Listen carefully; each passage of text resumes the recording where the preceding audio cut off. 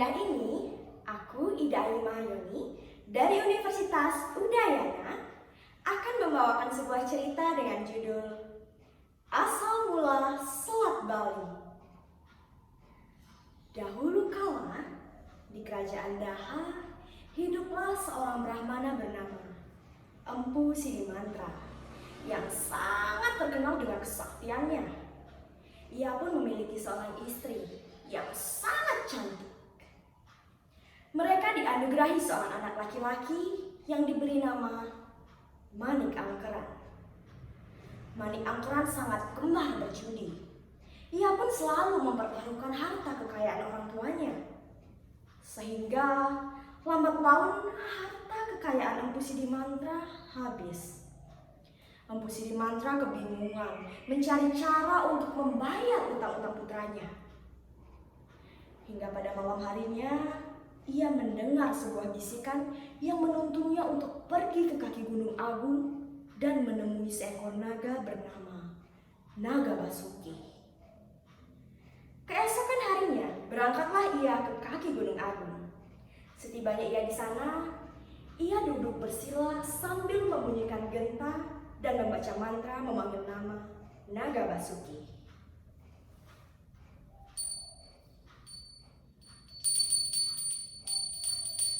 Wahai Naga Basuki, keluarlah, tolonglah aku.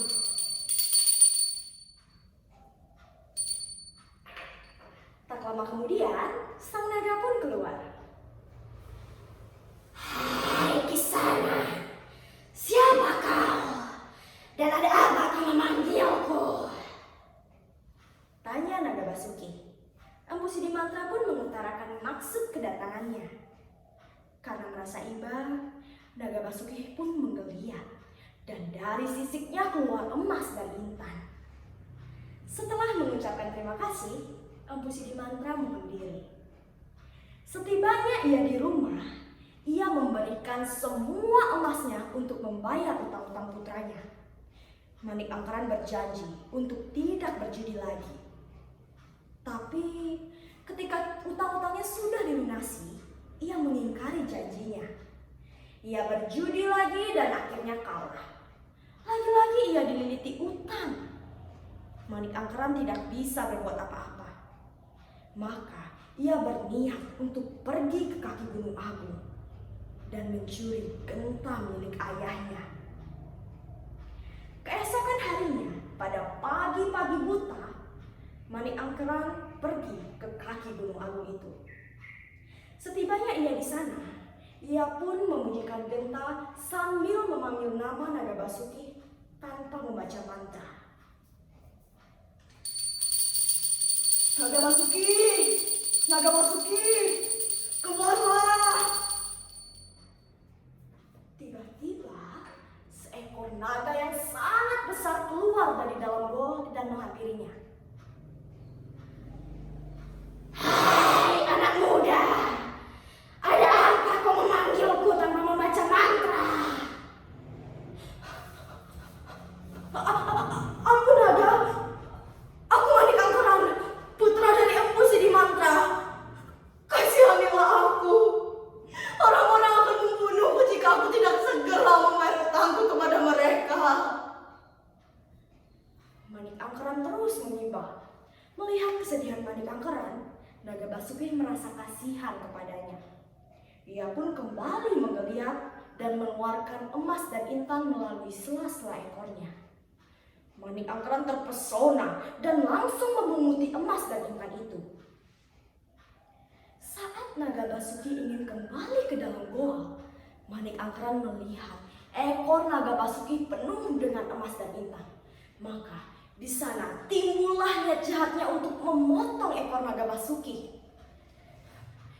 Aku akan menjadi kaya.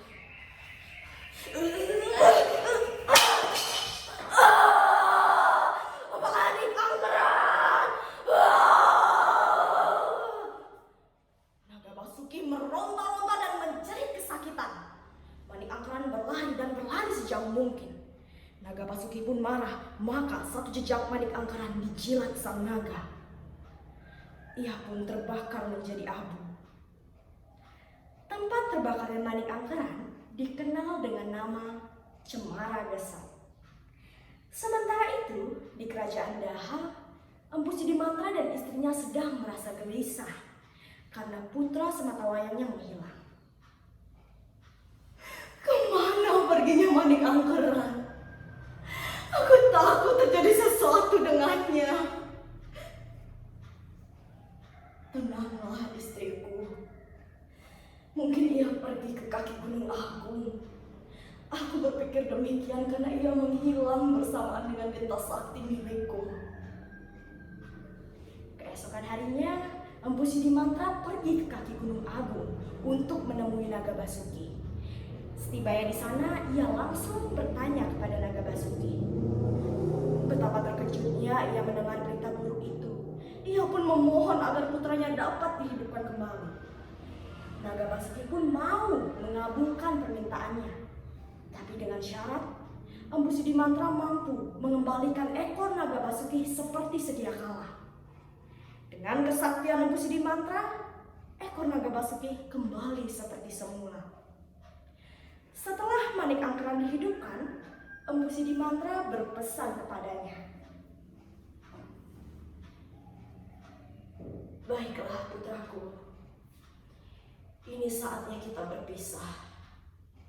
Kau harus tinggal di sini sebagai hukuman atas apa yang pernah kau perbuat. Empu Sidimantra kembali ke Daha seorang diri. Di tengah perjalanan, beliau teringat akan perlakuan putranya yang sangat tidak terpuji. Beliau berkeinginan agar putranya tidak dapat kembali lagi. Maka dari itu, ia menorehkan tongkat saktinya ke tanah untuk membuat batas antara dia dan putranya. Mungkin ini yang terbaik untuk Manik Angkeran. Terpisahlah kawasan Bali dengan Jawa. Nah, bekas torehan tongkatnya itu bertambah besar sehingga tergenang air laut di dalamnya. Nah, kemudian tempat itu berubah menjadi sebuah selat. Oleh masyarakat setempat, selat itu dinamakan Selat Bali. Demikianlah cerita yang dapat saya sampaikan. Jika kita semua tidak mau menjadi Manik Angkeran, maka kita harus patuh kepada orang tua kita dan menuruti nasihatnya. Janganlah kita berbuat serakah, karena sifat serakah dan tamak hanya akan menjerumuskan kita ke dalam masalah. Terima kasih atas perhatiannya dan sampai jumpa.